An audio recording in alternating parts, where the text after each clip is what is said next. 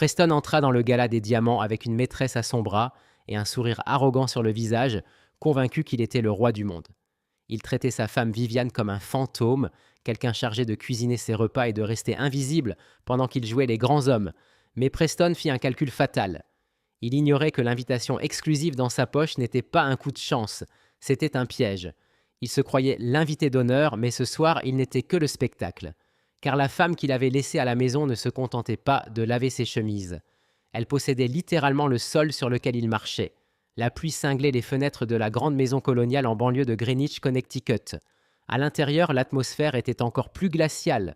Preston ajusta sa cravate de soie devant le miroir du vestibule, admirant la coupe parfaite de son smoking. C'était un modèle Brioni sur mesure, plus cher que la voiture de la plupart des gens. Il tourna légèrement la tête, observant son profil. Parfait. Il avait tout du capital risqueur à succès qu'il prétendait être. « Viviane !» aboya-t-il sans se retourner. « Où sont mes boutons de manchette ?»« Les onyx !» Viviane sortit de la cuisine en s'essuyant les mains sur un tablier de coton tout simple. Ses cheveux étaient relevés en chignons désordonnés. Elle portait un vieux pull gris délavé. Pour quiconque l'aurait vue, elle incarnait la parfaite épouse fatiguée et soumise. « Ils sont sur la commode, Preston. Exactement là où tu les as laissés hier soir. » répondit-elle doucement, la voix sans colère mais lourde de lassitude. Preston ricana, passa devant elle en trombe et attrapa la petite boîte de velours sur la console. « Je ne devrais pas avoir à chercher mes affaires dans ma propre maison. Tu n'as qu'un seul travail, Viviane. Un seul. Faire tourner cette baraque pendant que je sors construire notre avenir. » Viviane l'observa. Ses yeux sombres étaient indéchiffrables. « C'est ce que tu fais ce soir, construire notre avenir ?» Preston se figea. Il se retourna lentement, un sourire cruel aux lèvres. « C'est le gala des diamants Archdale, Viviane. L'événement le plus exclusif de New York. 5 000 $ l'assiette. Je rencontre des investisseurs, des gens sérieux. Pas le genre de choses que tu pourrais comprendre avec les subtilités de la haute finance. » Il ne précisa pas que le deuxième billet dans sa poche n'était pas pour elle. Il était pour Tiffany, sa assistante de 24 ans, fan de quartier et au rire qui râpait les nerfs de Viviane comme du papier de verre. « Je vois, » dit Viviane, « et je suppose que je ne suis pas invité. » Preston éclata d'un rire sec et mordant. « Regarde-toi, Viviane, tu portes un pull acheté en solde. Tu ne tiendrais pas 5 minutes dans une salle avec les Rockefeller et les Vanderbilt. Tu me ferais honte. Non, reste ici. Assure-toi que la femme de ménage dépoussière vraiment la bibliothèque cette fois. » Il consulta sa Rolex, un cadeau que Viviane lui avait offert pour leurs 5 ans de mariage, même s'il racontait à tout le monde qu'il l'avait acheté avec sa prime. « Je rentrerai tard. Ne m'attends pas. » Il saisit son manteau et sortit sous la pluie. La lourde porte en chêne claqua, faisant trembler les cadres au mur. Viviane resta immobile dans le vestibule un long moment. Le silence de la maison l'enveloppa. Lentement, elle dénoua son tablier et le laissa tomber par terre. Elle s'approcha du miroir où Preston s'était tenu. Elle retira l'élastique de son chignon, libérant une cascade de cheveux bruns ondulés. Elle plongea la main dans la poche de son jean délavé et en sortit un téléphone. Pas l'iPhone fissuré que Preston l'autorisait à avoir, un appareil slick en titane crypté. Elle composa un seul numéro. « Benoît », dit-elle. Sa voix avait totalement changé. La fatigue avait disparu, remplacée par un ton de commandement glacial. « Il vient de partir. »« Nous sommes prêts pour vous, madame. » Une voix britannique nette répondit. « La voiture est à 2 rues. Dois-je activer le protocole de sécurité pour le gala ?»« Oui, » répondit Viviane en fixant son reflet. Ses yeux étaient aiguisés, dangereux. « Et Benoît, assure-toi que l'équipe de sécurité laisse entrer Preston. Je veux qu'il soit à l'intérieur. Je veux qu'il se sente à l'aise. Je veux qu'il monte aussi haut que possible pour que la chute lui brise tous les os. » « Bien compris. Le conseil attend votre arrivée. Ils sont impatients de rencontrer en personne l'actionnaire majoritaire du groupe Aurore. » Viviane raccrocha. Elle monta à l'étage, mais pas vers la chambre conjugale. Elle se dirigea vers la pièce verrouillée au bout du couloir, celle que Preston croyait être un débarras. Elle tapa un code. La porte s'ouvrit. Pas de carton poussiéreux. Au centre de la pièce pendait une robe de soie bleu nuit, cousue main, incrustée de diamants broyés qui capturaient la lumière tamisée comme des étoiles. À côté, un coffret contenait un rival du cœur de l'océan. Un ensemble saphir et diamants, estimé à 12 millions de dollars. Preston pensait aller à une soirée. Il ne savait pas qu'il marchait vers son exécution. La grande salle de bal de l'hôtel Archdale à Manhattan était une cathédrale d'opulence. Des lustres en cristal gros comme des petites voitures pendaient du plafond doré à la feuille, diffusant une lumière chaude et coûteuse sur l'élite new-yorkaise. Des serveurs en gants blancs glissaient comme des fantômes silencieux avec des plateaux de champagne et de caviar. Preston descendit de sa Mercedes de location au voiturier, sentant l'adrénaline monter. À son bras se tenait Tiffany dans une robe rouge criarde, un peu trop serrée, un peu trop courte et bien trop voyante pour un tel événement. Mais Preston s'en moquait, elle était jeune, blonde, et elle le regardait comme un dieu. « Oh mon Dieu, Preston !» couina-t-elle en s'accrochant à son bras. « Regarde ces lumières, c'est le maire ?» « Baisse la voix, Tiff, marmonna-t-il en bombant le torse. « Comporte-toi comme si tu avais ta place ici. Je suis un VIP. » Il ajusta sa veste et marcha vers l'entrée. Le vigile, un colosse avec oreillette, consulta la liste. « Preston Sterling », annonça-t-il avec assurance, utilisant son deuxième prénom comme nom de famille, une manie pour faire vieux riche. « Plus une. » Le garde scruta la liste. Il s'arrêta. Il regarda Preston, puis la tablette, puis Preston à nouveau. Une expression étrange passa sur son visage, presque de la pitié. « Par ici, monsieur Sterling. Vous avez une table près de la scène ?» Preston adressa un sourire suffisant à Tiffany. « Tu vois, près de la scène. Ça, c'est le pouvoir, chérie. » Ils entrèrent. La salle bourdonnait déjà. Preston balaya la foule du regard, cherchant désespérément un contact visuel important. Il repéra Grant Holloway, un investisseur rival qu'il avait battu sur un deal tech le mois précédent. Grant discutait avec un groupe d'hommes âgés en smoking. Preston dirigea Tiffany vers eux. « Grant, ravi de te voir. » Grant se retourna, ses yeux se plissant légèrement en voyant Preston et le phare rouge clignotant qu'était Tiffany. « Je ne pensais pas que tu étais sur la liste, Preston. C'est réservé aux membres fondateurs et leurs invités. »« J'ai mes relations, » mentit Preston avec aisance. « Voici Tiffany. »« Enchanté, » dit Grant sèchement, sans presque la regarder. On parlait justement des rumeurs sur le groupe Aurore. Paraît que la mystérieuse propriétaire fait enfin une apparition ce soir. Preston rit. Le groupe Aurore, puf, sûrement un vieux en fauteuil roulant qui vit en Suisse. J'ai entendu dire que c'était une coquille pour blanchiment. Le groupe d'hommes âgés se tut. L'un d'eux, un homme aux cheveux argentés et monocle, se tourna vers Preston. « Je serai prudent avec vos spéculations, jeune homme, » dit-il. « Le groupe Aurore possède cet hôtel, et probablement la banque qui détient votre hypothèque. » Preston balaya l'air d'un geste dédaigneux. « Je connais la finance, monsieur. Je sais quand une société est un fantôme. Aurore n'a pas de visage, donc pas de pouvoir. » Grant esquissa un sourire et but une gorgée. « Si tu le dis, Preston. Au fait, où est ta femme, Viviane ?» Preston leva les yeux au ciel. « Viviane, à la maison. Elle n'est pas faite pour ce monde. Gentille fille, mais très simple. Elle pense qu'un Pinot Grigio du supermarché est un grand vin. Tu vois le genre. » Tiffany gloussa. « Elle a l'air adorable, comme une petite souris. »« Exactement, » approuva Preston en prenant une coupe de champagne sur un plateau passant. « Une souris. Moi, j'ai besoin d'une lionne. » Il serra la taille de Tiffany. Soudain, les lumières de la salle baissèrent.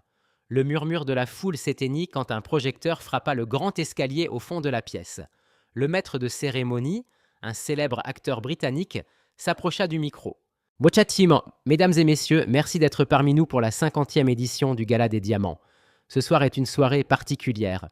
Depuis des décennies, le groupe Aurore finance discrètement des œuvres caritatives, des hôpitaux et les arts. Ce soir, la présidente a décidé de sortir de l'ombre pour annoncer une nouvelle initiative mondiale. » Preston murmura à Tiffany. « Regarde, ce sera une grosse vieille dame en robe informe. Permettez-moi de vous présenter la propriétaire du groupe Aurore, Madame Viviane Sinclair. » Preston se figea. Sa coupe de champagne lui échappa et explosa sur le sol de marbre. Sinclair, c'était le nom de jeune fille de Viviane. Impossible. Son père était mécanicien dans l'Ohio. Il l'avait rencontrée. Il avait vu la crasse sous ses ongles. Les doubles portes en haut de l'escalier s'ouvrirent. Une femme apparut. Elle portait une robe bleu nuit qui semblait absorber la lumière pour la restituer en feu. Des diamants scintillaient à sa gorge, ses oreilles, ses poignets. Ses cheveux formaient une rivière de soie sombre. Elle se tenait droite, royale, irradiant une puissance qui rendait l'air lourd. Elle descendit les marches. Tous les regards étaient rivés sur elle. Preston plissa les yeux. Il ne respirait plus. Il connaissait cette démarche. Il connaissait la courbe de cette mâchoire. Mais la femme qui descendait n'était pas celle qui frottait ses sols. C'était une reine. Arrivée en bas, la foule s'ouvrit devant elle comme la mer Rouge. Elle marcha droit vers le centre de la salle, escortée par 4 gardes et un homme que Preston reconnut. Benoît, PDG de la plus grande banque privée de Londres. Viviane s'arrêta à 3 mètres de Preston, paralysée. Tiffany accrochée à son bras, perdue. Viviane ne regarda pas la foule. Elle fixa Preston. Un lent sourire terrifiant se dessina sur son visage. Le sourire d'un prédateur qui vient de coincer sa proie. Qui est-ce chuchota Tiffany, intimidée par l'aura écrasante de la femme. Grant Holloway, à côté de Preston, commença à applaudir lentement. Puis il se pencha et murmura à son oreille « Je crois, Preston, que c'est la souris que tu as laissée à la maison. » Viviane leva une main. La salle devint morte. On lui tendit un micro. Sa voix résonna, claire et souveraine, la voix d'une femme qui dirige des milliards. « Bonsoir à tous. Je m'excuse pour mon retard. J'avais quelques ordures à sortir avant de pouvoir venir. » Ses yeux ne quittèrent jamais le visage de Preston. Le silence dans la salle se tendit comme un fil de piano. La remarque sur les ordures flotta dans l'air. Un poison que tout le monde respira sans oser le commenter. Preston sentit le monde basculer. Il cligna des yeux rapidement, son cerveau refusant les images qu'il recevait. Ce devait être une hallucination, une crise provoquée par le stress et trop de champagne bon marché. La femme qui récurait ses casseroles ce matin ne pouvait pas être le titan de l'industrie qui se tenait à 3 mètres, couverte de diamants suffisants pour acheter une petite nation insulaire. Il regarda ses mains. Il s'attendait à voir une peau rouge et gercée à force de laver la vaisselle sans gants, une punition qui lui imposait car les gants en caoutchouc étaient un luxe inutile. Au lieu de cela, des mains impeccablement manucurées tenaient une pochette incrustée de diamants. Viviane ne s'approcha pas tout de suite. Elle se tourna vers l'homme aux cheveux argentés et monocle que Preston avait insulté plus tôt. « Lord Rothschild », dit-elle, la voix douce comme du velours sur de l'acier. « Je m'excuse pour le malentendu concernant l'acquisition de Shanghai. Benoît m'assure que les documents sont désormais en ordre. » Le vieil homme s'inclina profondément. « Ne vous excusez de rien, Madame Sinclair. Votre vision pour le marché asiatique est inégalée. Nous ne faisons que suivre votre direction. » Preston sentit le sang quitter son visage. Lord Rothschild, l'un des 5 hommes les plus riches d'Europe, s'inclinait devant l'épouse de Preston. Grant Holloway fit un pas discret sur le côté, se dissociant de la zone d'explosion. Tiffany, inconsciente du séisme en cours, tira sur la manche de Preston. « Preston, pourquoi tout le monde nous regarde? Et pourquoi cette femme ressemble à ta femme? Tais-toi, Tiffany » siffla-t-il, la gorge nouée. Viviane termina son échange avec Rothschild et se tourna lentement. Ses yeux se verrouillèrent à nouveau sur Preston. Elle avança. Ce n'était pas une promenade, c'était une charge. Chaque claquement de ses talons à semelles de saphir sur le marbre résonnait comme un coup de marteau de juge. La foule s'écarta davantage, formant un couloir d'humiliation au bout duquel se tenait Preston. Elle s'arrêta à 60 centimètres de lui. De près, la transformation était encore plus terrifiante. La posture voûtée avait disparu, remplacée par une colonne vertébrale d'acier. Les yeux ternes brûlaient maintenant d'une intelligence froide. « Preston !» dit-elle. Son ton était purement transactionnel, la voix qu'elle utilisait pour décider de liquider une filiale défaillante. « Vive Viviane !» Preston bégaya, sa voix montant d'une octave. « Qu'est-ce que tu fais ici? Tu portes ?» Il désigna frénétiquement son collier. « C'est vrai, ça ?» Viviane ignora la question. Elle tendit la main. Preston tressaillit, s'attendant à une gifle. Au lieu de cela, ses doigts impeccables saisirent le revers de son smoking Brioni. Elle le redressa d'un geste sec, geste maternel agressif qui soulignait son infantilisme. « Tu as trouvé les boutons de manchette onyx sans problème ?» demanda-t-elle doucement. Le micro dans son autre main était assez bas pour que seuls ceux du cercle proche entendent. « Je les ai laissés sur la commode, exactement comme tu me l'as demandé. » La banalité de la question domestique, prononcée au milieu de l'événement social le plus prestigieux de l'année, fut dévastatrice. En un instant, elle le ramena de capital risqueur flamboyant à mari réprimandé pour incompétence. « Oh oui, je les ai trouvés », murmura Preston, la sueur perlant sur son front malgré la climatisation. « Viviane, qu'est-ce qui se passe? Comment es-tu entrée ici? Tu dois partir avant de me ridiculiser. » Il retomba dans ses vieilles habitudes, tentant de la commander, mais les mots sonnaient creux. Tiffany, se sentant ignorée, intervint pour défendre son territoire. « Excusez-moi, vous vous prenez pour qui? C'est un événement privé pour VIP. Vous ne pouvez pas juste vous approcher de mon petit ami comme ça. Viviane ne détourna même pas le regard. Elle leva simplement un doigt, faisant taire la jeune femme. Benoît, dit-elle calmement. Benoît, l'homme impeccablement vêtu à ses côtés, s'avança. Il leva une tablette montrant une photo de sécurité de Tiffany entrant dans le bâtiment. Mademoiselle Tiffany Jenkins, récita Benoît froidement. 24 ans, assistante exécutive chez Sterling Ventures, salaire annuel de 80 000 $, bien que les relevés de présence indiquent moins de 30%. La robe rouge que vous portez est une contrefaçon Versace facturée sur la carte corporate de Sterling Ventures hier à 15h42 à Soho. Tiffany étouffa un cri, serrant sa fausse Versace. Les mondaines autour ricanèrent avec une joie cruelle. « Elle est insignifiante !» déclara Viviane, balayant Tiffany comme une poussière sur une lentille. Ses yeux revinrent se planter dans ceux de Preston. « Je ne suis pas ici pour t'humilier, Preston. Je suis ici pour t'auditer. »« M'auditer » ricana Preston, tentant de reprendre pied. « Tu ne sais même pas équilibrer un compte, Viviane. C'est moi qui gère les finances. C'est moi qui gagne l'argent. » Un sourire glacial se dessina sur le visage de Viviane. « Vraiment ? Vraiment ?» Elle se détourna de lui et marcha vers la petite estrade préparée pour les discours. « Mesdames et messieurs, si vous voulez bien prendre place, nous avons quelques affaires à régler avant le dîner. » Preston était pétrifié. Il voulait fuir, mais ses jambes refusaient. Les gardes aux portes le regardaient ponceto maintenant, non avec respect, mais avec la vigilance professionnelle réservée aux menaces potentielles. Grant Holloway le poussa légèrement. « Je te conseille de t'asseoir, Preston. Je crois que ta femme va prononcer le discours principal. » Engourdi, Preston se laissa guider jusqu'à une table juste devant l'estrade. Ce n'était pas une place d'honneur. C'était la chaise de l'accusé. Tiffany s'assit à côté de lui, vérifiant nerveusement son téléphone, réalisant probablement que son sugar daddy était sur le point de faire faillite. La salle s'assombrit, ne laissant qu'un projecteur sur Viviane. Elle se tenait au pupitre, figure d'autorité écrasante.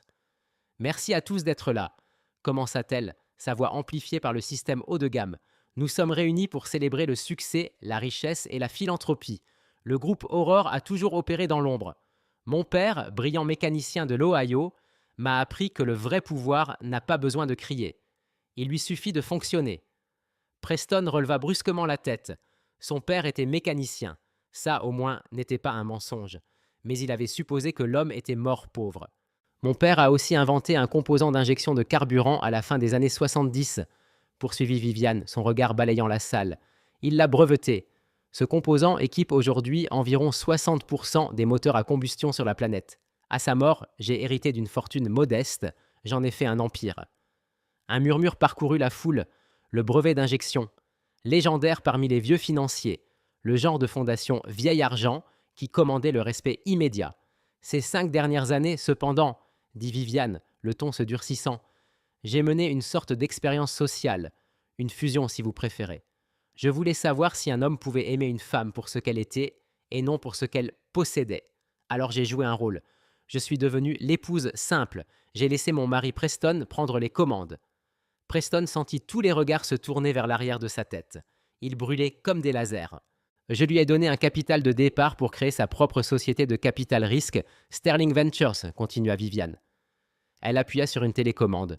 L'écran géant derrière elle, censé montrer des photos d'enfants affamés, afficha un organigramme complexe. Au sommet, groupe Aurore. En dessous, une douzaine de sociétés écrans au nom obscur. Nebula Holdings, Orion Acquisition. Et tout en bas, se nourrissant des miettes, Sterling Ventures. Preston croyait obtenir des investissements de clients internationaux variés, narra Viviane d'un ton sec. En réalité, chaque dollar de sa société provenait de moi, transitant par ses coquilles. Je suis son seul investisseur, son seul client, sa seule source de revenus. Preston se leva d'un bond, sa chaise raclant bruyamment le sol.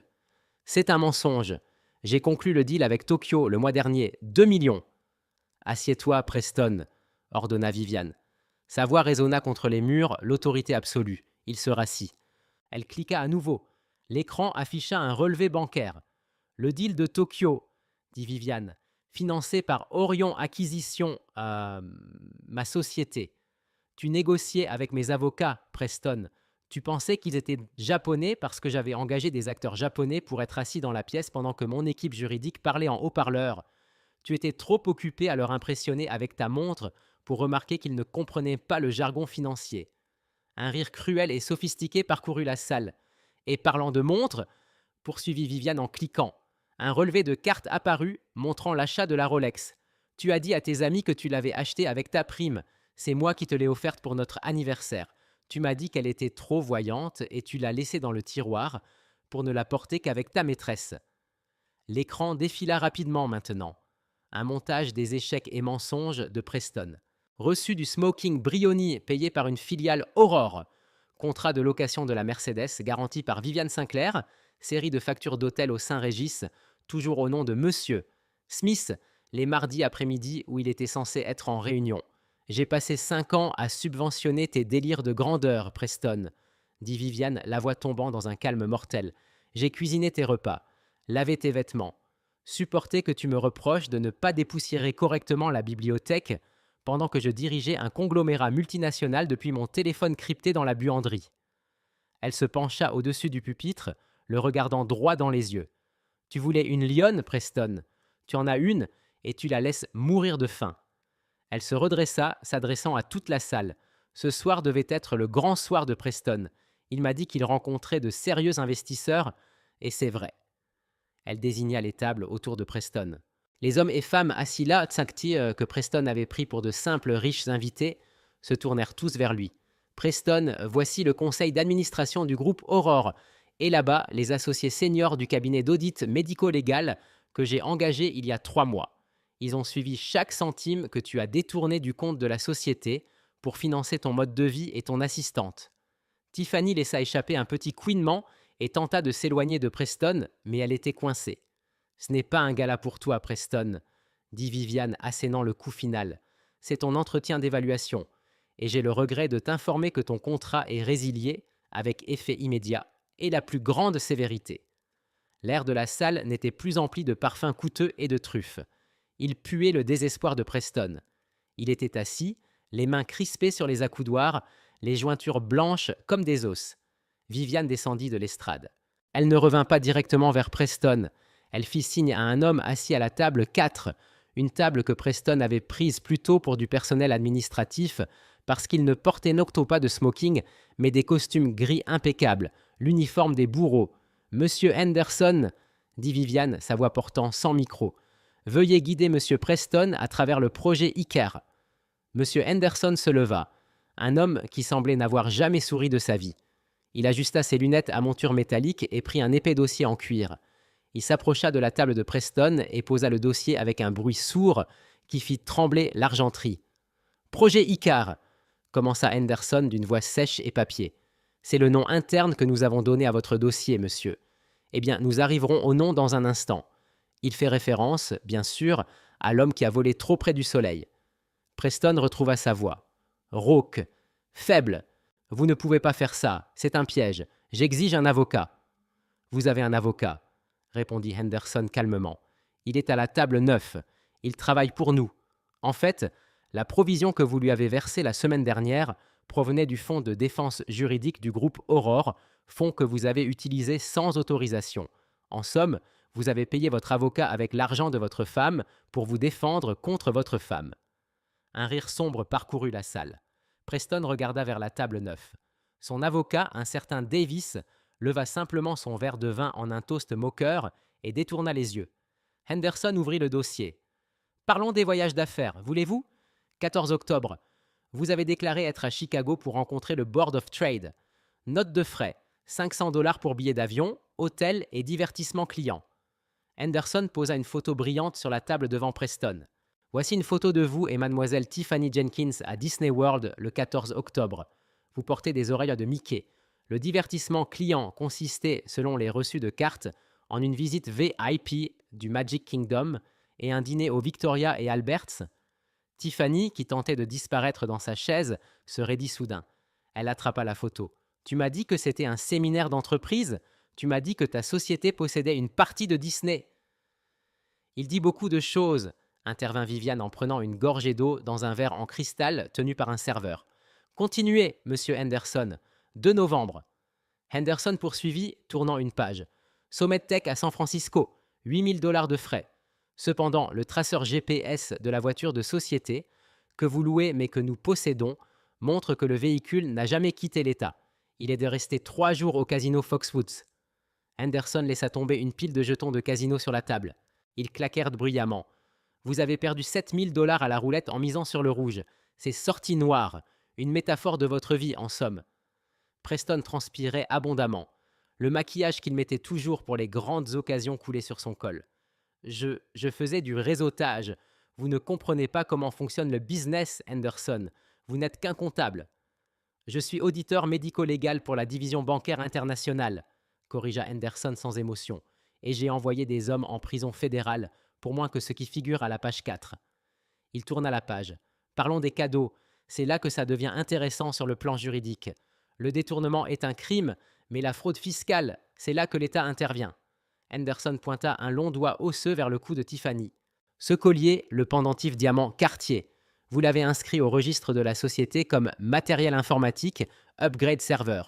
Coûte 12 500 $. Tiffany toucha le collier de manière protectrice. Il est dit vrai, il l'a acheté sur la 5e avenue. Il l'a acheté, confirma Henderson, avec une carte de la société affiliée à une fondation à but non lucratif dédiée à nourrir des orphelins au Soudan. Techniquement, mademoiselle Jenkins, vous portez autour du cou le budget alimentaire d'un village entier. La salle retint son souffle. La cruauté était palpable. Tiffany regarda les diamants comme s'ils la brûlaient. Elle tripota le fermoir, tentant de l'arracher. « Enlevez-moi ça !» hurla-t-elle en jetant le collier sur la table. « Je ne savais pas. Il m'a dit qu'il était riche. Il m'a dit qu'il était millionnaire self-made. »« Il est self-made » dit Viviane en s'approchant. Son ombre tomba sur Preston. Il s'est fait criminel tout seul. Mais le meilleur, la véritable pièce de résistance, ce n'est pas l'argent, Preston, c'est l'identité. Preston leva les yeux vers elle, suppliant. « Viviane, non, s'il te plaît, pas ça. Je signerai tout, je partirai, mais pas ça. » Viviane sourit, mais ses yeux restèrent froids. « Monsieur Henderson. » Henderson sortit un dernier document du dossier. Un vieux papier jauni, un acte de naissance. « Mesdames et messieurs, » annonça Henderson à la salle, « nous avons appelé cet homme Preston Sterling. Un nom aristocratique élégant. Ça sonne vieil argent, n'est-ce pas? Sterling, solide, précieux. » Il leva le papier. Mais il n'existe pas de Preston Sterling. Légalement, cet homme a changé de nom il y a 4 ans. Avant cela, il était Preston Ali, manager d'équipe junior dans une agence de location de voitures dans le New Jersey, licencié pour avoir loué des voitures à lui-même le week-end. L'humiliation était totale. Le vernis du gourou de la finance n'était pas seulement fissuré, il était pulvérisé. Ce n'était pas un ange déchu. C'était un escroc qui n'avait même pas réussi à escroquer correctement. Sauf l'épouse qu'il avait laissé faire. « Oh, Ali !» rit Grant Holloway depuis la table voisine. « Ça explique les chaussures bon marché. Je me demandais toujours pourquoi un Sterling portait des mocassins à semelles en caoutchouc. » Preston Ali était assis au milieu des décombres de sa vie fabriquée. La façade Sterling avait été son armure. Sans elle, il n'était qu'un grand type cupide dans un costume qui ne lui appartenait pas. « Pourquoi ?» murmura Preston, la voix brisée. « Pourquoi m'as-tu laissé aller aussi loin ? Si tu savais, pourquoi ne m'as-tu pas arrêté ?» Viviane se pencha, son visage à quelques centimètres du sien. Le parfum coûteux, jasmin et oud, envahit ses sens. « Parce que, Preston, chuchota-t-elle assez fort pour que le micro capte, je voulais voir jusqu'où irait ta cupidité. Je voulais savoir s'il y avait un fond à ton avidité. Et honnêtement, j'étais curieuse de voir si tu dirais ne serait-ce qu'une fois merci. » Elle se redressa. « Tu ne l'as jamais fait. » La révélation de son vrai nom sembla briser quelque chose de fondamental en Preston. La posture arrogante s'effondra. Il s'affaissa sur sa chaise comme une marionnette dont on aurait coupé les fils. Mais l'instinct de survie est une drogue puissante. Quand le choc s'estompa, une panique animale s'installa. Il regarda autour de lui. Les sorties étaient bloquées par la sécurité. Les tables pleines de témoins. Il n'avait plus d'alliés, sauf peut-être la personne qu'il avait traînée dans la boue avec lui. Il se tourna vers Tiffany. Elle frottait frénétiquement son cou avec une serviette, comme pour effacer la tache du collier volé. « Tiffany !» siffla Preston en lui saisissant le poignet. « Tiffany, écoute-moi, tu dois me soutenir. On peut dire que Viviane avait approuvé les dépenses. On peut dire qu'elle ment, qu'elle est jalouse. On la poursuivra pour diffamation. Tiffany le regarda avec un mélange d'horreur et de dégoût plus tranchant qu'un couteau. Elle arracha sa main. « Tu es fou !» hurla-t-elle, sa voix habituellement aiguë devenant une arme stridente. « Elle a les reçus, Preston. Elle a les relevés bancaires. Tu m'as dit qu'elle n'était personne. Tu m'as dit que c'était une petite femme au foyer miteuse qui sentait l'eau de Javel. » Elle se leva et se tourna vers Viviane. Tiffany savait désormais exactement où se trouvait le pouvoir. Survivante, parasite en quête d'un nouvel hôte, ou au moins d'une échappatoire. « Madame Sinclair !» cria-t-elle en joignant les mains. « Je ne savais pas, je le jure. Il m'a menti à moi aussi. Il m'a dit que vous étiez séparés. Il m'a montré des papiers de divorce. Il a dit que vous viviez ensemble juste le temps de vendre la maison. » Viviane regarda la jeune femme. Son expression n'était pas en colère, elle était apitoyée. « Des papiers de divorce ?» demanda-t-elle calmement. « Dessinés au crayon de couleur, peut-être ?» Il m'a montré un document, insista Tiffany, les larmes traçant des sillons noirs de mascara sur ses joues. Il disait que vous étiez folle, que c'était lui qui tenait la famille ensemble. Je suis une victime, moi aussi. Vous êtes victime de votre propre bêtise, ma chère, répondit Viviane froidement. Mais vous avez accepté les cadeaux, vous avez dépensé l'argent, vous avez conduit la voiture. L'ignorance n'est pas une défense devant un tribunal, surtout quand on dépense le PIB d'une petite nation en sac à main. Viviane claqua des doigts. 2 gardes s'avancèrent. « Escortez mademoiselle Jenkins dehors !» ordonna-t-elle. « Et retenez-la au bureau de sécurité jusqu'à l'arrivée de la police. Je crois qu'il y a plusieurs chefs d'accusation de recel de biens volés à discuter avec les autorités. »« Non, non, vous ne pouvez pas !» hurla Tiffany, tandis que les gardes lui saisissaient les bras. Elle se débattit, sa robe rouge remontant, sa dignité s'évaporant complètement. « Preston, fais quelque chose. Dis-leur, Preston !» Preston ne leva pas les yeux. Il fixait la nappe, incapable de croiser son regard. Il laissa sa maîtresse, la femme à qui il avait promis le monde, se faire traîner dehors en hurlant. Quand les portes claquèrent, le silence revint. Il ne restait plus que Preston et Viviane. « Tu es vraiment un lâche, n'est-ce pas ?» dit Viviane doucement. « Tu n'as même pas essayé de la défendre. Tu t'es servi d'elle pour gonfler ton ego et dès qu'elle est devenue un poids, tu l'as jetée. » Preston releva lentement la tête. Ses yeux étaient rougis. « Fou! Tu as tout planifié !» cracha-t-il. La colère remplaçait la peur. « Tu as tout organisé, le gala, l'invitation. Tu m'as piégé. »« Je t'ai invité à une soirée, Preston, » répondit Viviane. « C'est toi qui as apporté l'audace. »« C'est moi qui t'ai faite !» hurla soudain Preston en se levant et en renversant sa chaise. Le geste violent fit sursauter les invités proches. « C'est moi qui t'ai donné l'impression d'être une épouse. Je t'ai donné un foyer. Je t'ai donné un but. Qui étais-tu avant moi ? Juste une riche fille qui se cachait du monde. Je t'ai donné une vie. » Il tentait de la manipuler devant 500 personnes, essayant de réécrire la réalité par la seule force de sa volonté. « Je gérais la maison !» cria-t-il, le visage violacé. « Je m'occupais des artisans, des paysagistes. Je portais le fardeau du leadership dans notre mariage. » Viviane rit, un rire sombre, authentique. « Tu t'occupais des paysagistes ?» demanda-t-elle, amusée. Preston, le paysagiste, est le directeur de ma division de recherche botanique. Il venait vérifier les orchidées rares en serre. Il me faisait un rapport chaque semaine. Il m'a raconté que tu avais essayé de lui donner 5 $ de pourboire une fois et que tu lui avais demandé de laver ta voiture. Elle fit un pas de plus, la voix descendant en grondement. « Et pour ce qui est de me donner une vie, je possède l'hypothèque de la maison où tu dors. Je possède le bail de la voiture que tu conduis. Je possède l'assurance vie sur ta tête, même le costume que tu portes. Regarde l'étiquette, Preston. » Preston baissa les yeux, perdu. Il saisit son revers. « Brioni !»« Regarde plus loin, » dit-elle. Ses doigts tremblants fouillèrent la poche intérieure. Il y avait une petite étiquette sous la marque. « Propriété du département costume Aurore, numéro d'actif 492. »« Tu ne portes pas un costume, Preston, » conclut Viviane, la voix résonnant de finalité. « Tu portes un déguisement. Je l'ai fait livrer depuis les studios ce matin. Le vrai Brioni que tu avais commandé, je l'ai retourné pour un avoir il y a 3 jours. » Un hoquet collectif traversa la salle. C'était l'émasculation ultime. Il était littéralement un clown dans un costume emprunté.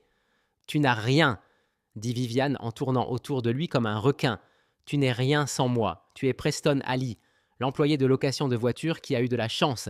Et ce soir, ta chance vient de s'épuiser. Preston regarda autour de lui, désespéré, cherchant une bouée. Il vit Grant Holloway, Lord Rothschild, les visages de l'élite.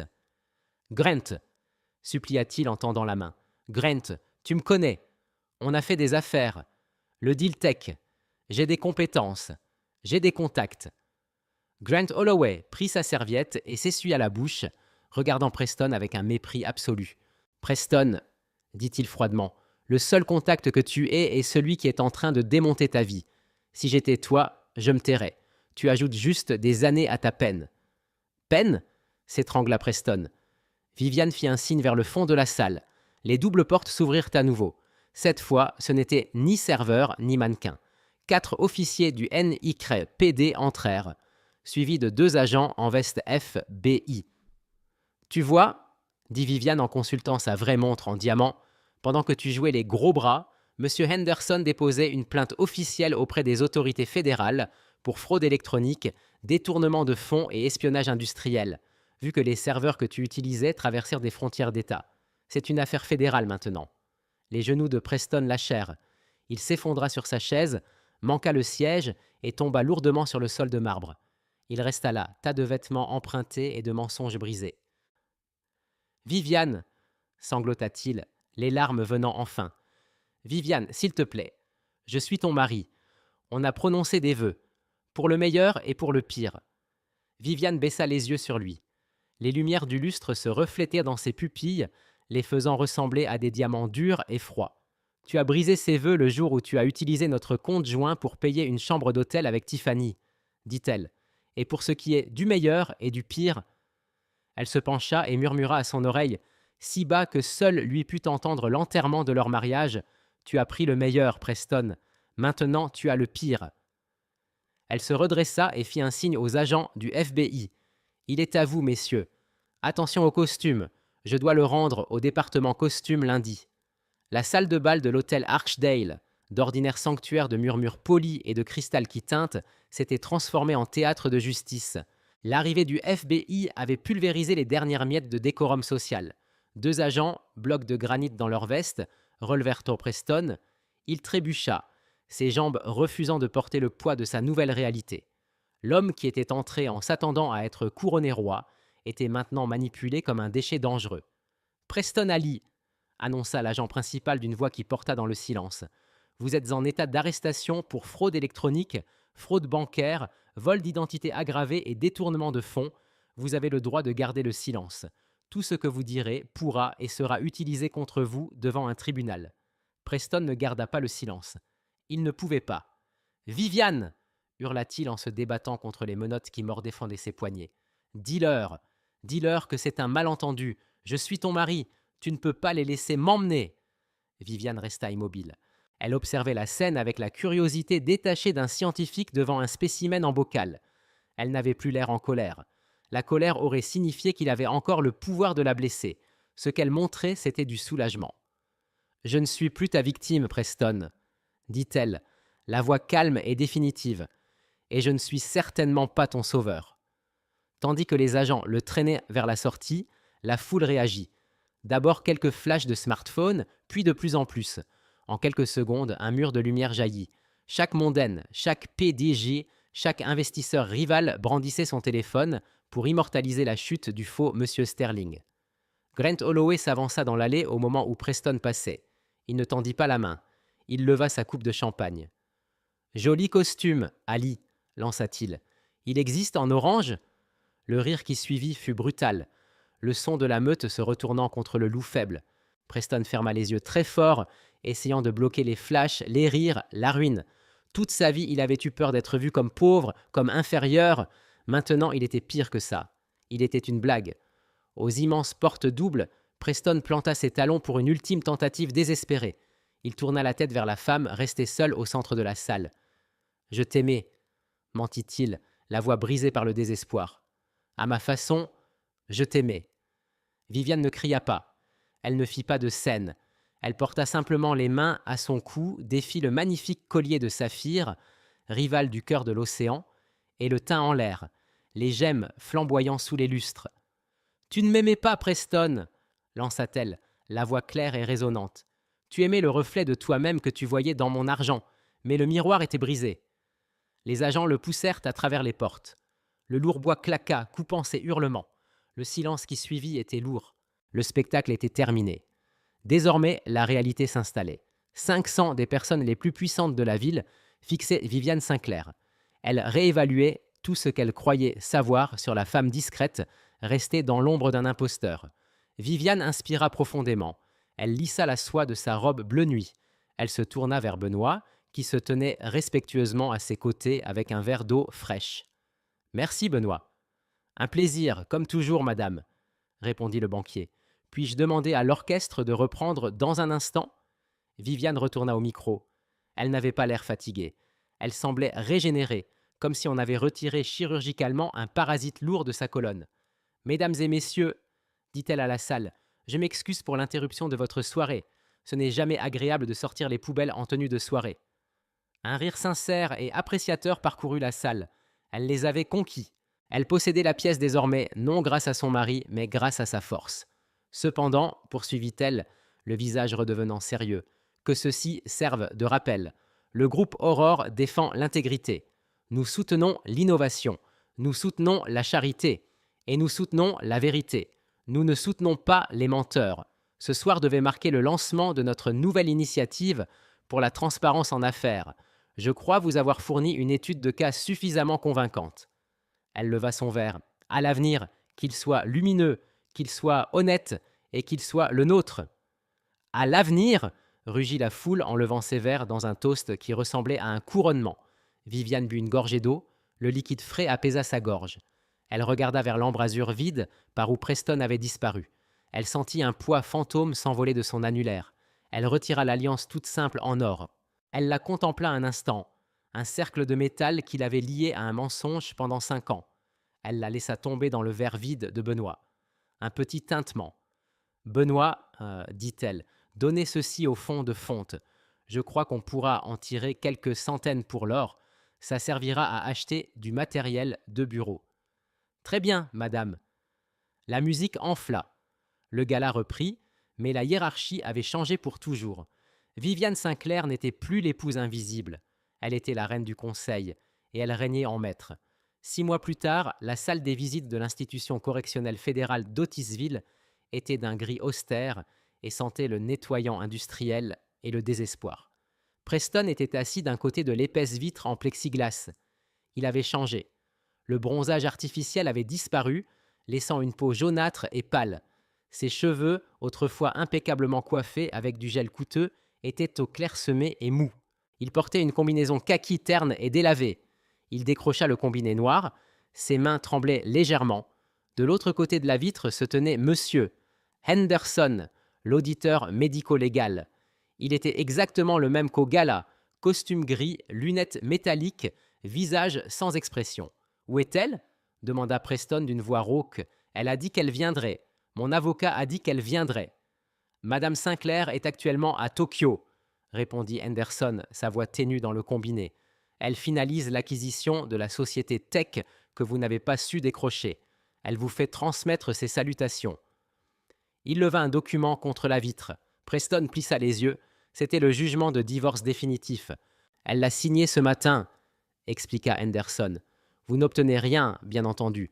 L'accord prénuptial que vous avez signé, celui que vous pensiez n'être que des formalités pour l'acte de propriété de la maison, était en réalité très complet. Vous renoncez à toute revendication sur les actifs, la pension alimentaire et les biens. »« Je n'ai rien, » murmura Preston. « Je n'ai pas d'argent pour la cantine. J'ai besoin de choses, Henderson. Dentifrice, savon, protection. »« Vous avez une dette, monsieur Ali ?» corrigea Henderson. « La Cour a ordonné une restitution de 4,2 millions de dollars. Votre salaire à la blanchisserie de la prison, 1200 de l'heure, sera saisi pour rembourser. Selon mes calculs, vous serez quitte dans environ 4000 ans. » Preston frappa la vitre du poing. « C'est cruel. Elle a des milliards. Pourquoi se soucier de 4 millions ?» Henderson rangea le document et se leva. Il regarda Preston avec une lueur qui aurait pu être de la pitié, mais qui était probablement de l'indifférence. « Ce n'est pas une question d'argent, Preston. Ça ne l'a jamais été. C'est une question de principe. Vous l'avez sous-estimé. Vous pensiez qu'elle était faible parce qu'elle était gentille. Vous pensiez qu'elle était stupide parce qu'elle était silencieuse. Henderson raccrocha. « Attendez !» cria Preston, la voix étouffée par la vitre. « Ne me laissez pas ici, Henderson !» Henderson ne se retourna pas. Il quitta la pièce grise, laissant Preston seul avec son reflet dans la vitre, le reflet d'un homme qui avait tout possédé et qui avait tout jeté pour un frisson bon marché, perdant face à la femme qu'il n'avait jamais pris la peine de vraiment connaître. Dehors, une limousine noire attendait. Henderson monta à l'arrière. Viviane était là, consultant un dossier sur sa tablette. Elle rayonnait dans un tailleur crème élégant. « C'est fait ?» demanda-t-elle sans lever les yeux. « C'est fait, madame. Il a signé l'accusé de réception finale. » Viviane éteignit la tablette. Elle regarda par la vitre les murs gris et mornes de la prison. Pendant un instant, une ombre traversa son visage. Le souvenir de l'amour qu'elle avait cru avoir. Mais l'ombre passa vite, remplacée par le soleil chaud d'un nouveau jour. « Roulez !» dit-elle au chauffeur. « Nous avons un gala à Paris ce soir, et on m'a dit que les diamants là-bas sont exquis. » La voiture démarra, laissant la prison et le passé dans la poussière, filant vers un avenir qui lui appartenait entièrement. Eh bien, karma instantané. Preston pensait être le roi du château, jouant aux dames pendant que Viviane jouait aux échecs en 4D tout ce temps. Ça montre juste une chose, ne prenez jamais le silence pour de la faiblesse et ne mordez jamais la main qui vous nourrit, surtout si cette main porte un saphir de 12 millions de dollars. Preston a appris à ses dépens que quand on construit une vie sur des mensonges, la vérité ne fait pas seulement mal, elle détruit. Il a perdu sa liberté, sa dignité et la meilleure chose qui lui soit jamais arrivée, tout ça à cause de son ego démesuré. Et vous, qu'en pensez-vous ? La punition de Viviane était-elle trop dure ou Preston a-t-il eu exactement ce qu'il méritait ? Dites-moi votre verdict dans les commentaires ci-dessous. Si cette histoire de justice servie froide vous a plu, mettez un pouce bleu, ça aide vraiment la chaîne. Et n'oubliez pas de vous abonner et d'activer la cloche pour ne rater aucune histoire de drame, de trahison et de douce vengeance. Merci d'avoir regardé et à très bientôt pour la prochaine.